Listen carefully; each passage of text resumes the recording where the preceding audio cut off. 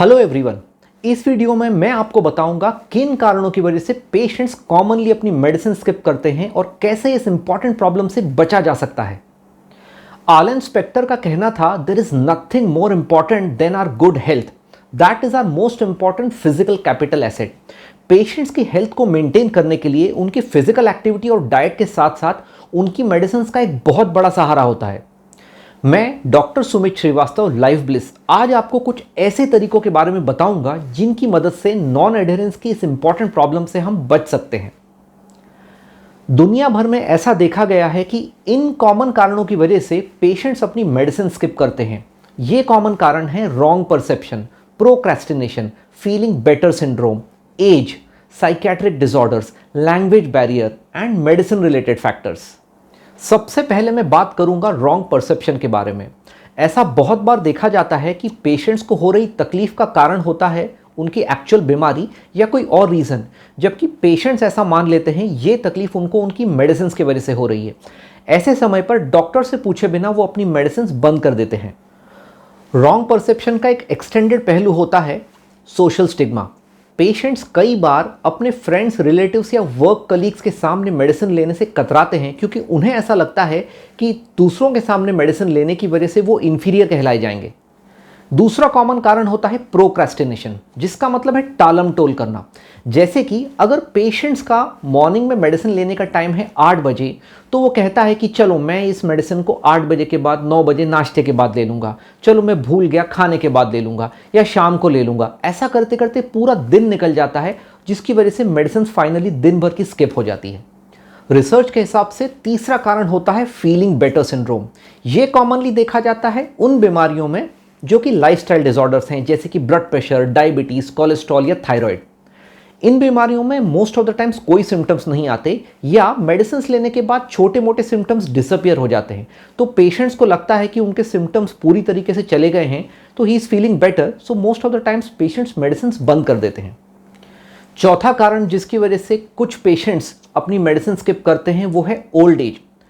बुढ़ापा या उम्र बढ़ने की वजह से पेशेंट्स को डिमेंशिया या मेमोरी लॉस जैसे सिम्टम्स डेवलप हो जाते हैं, जिसकी वजह से पेशेंट्स मेडिसिन लेना भूल जाते हैं या कई बार मेडिसिन के टाइम में गड़बड़ी करते हैं।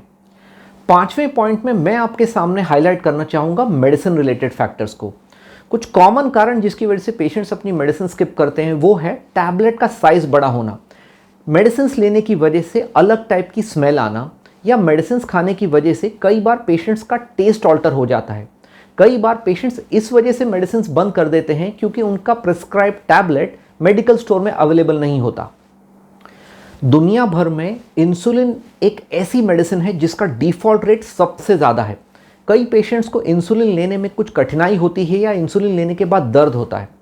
एज अ डॉक्टर मैं जानता हूँ कि कुछ मेडिसिन के साइड इफ़ेक्ट्स होते हैं, बट किसी भी हालत में डॉक्टर से पूछे बिना कोई भी मेडिसिन बंद करना या स्किप करना ठीक बात नहीं है।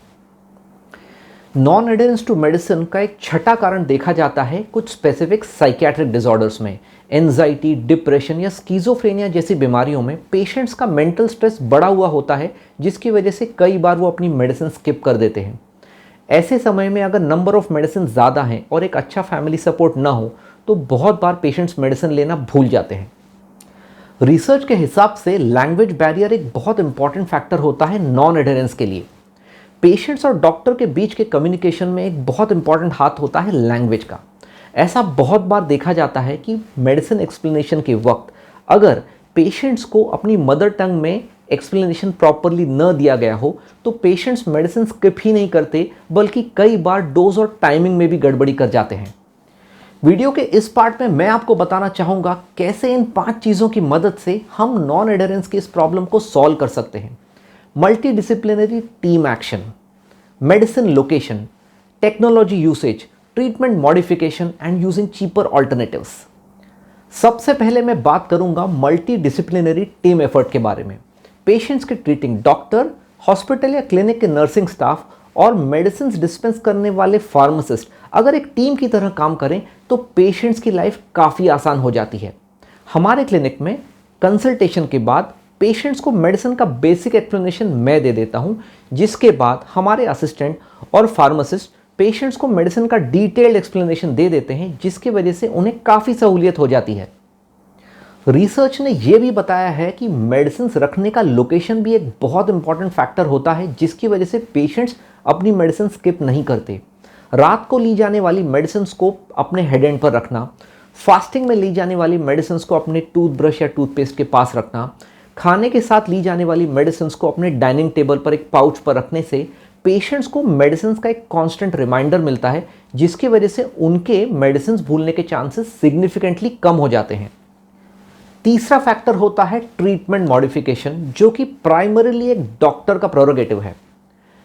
पेशेंट्स के एग्जिस्टिंग बिजी शेड्यूल के हिसाब से, उनकी जॉब प्रोफाइल के हिसाब से, उनकी एज के हिसाब से, या कई बार उनके खाने पीने के टाइम के हिसाब से एज डॉक्टर्स हम पेशेंट्स का ट्रीटमेंट मॉडिफाई कर देते हैं सो दैट पेशेंट्स के मेडिसिन भूलने के चांसेस सिग्निफिकेंटली कम हो जाएं।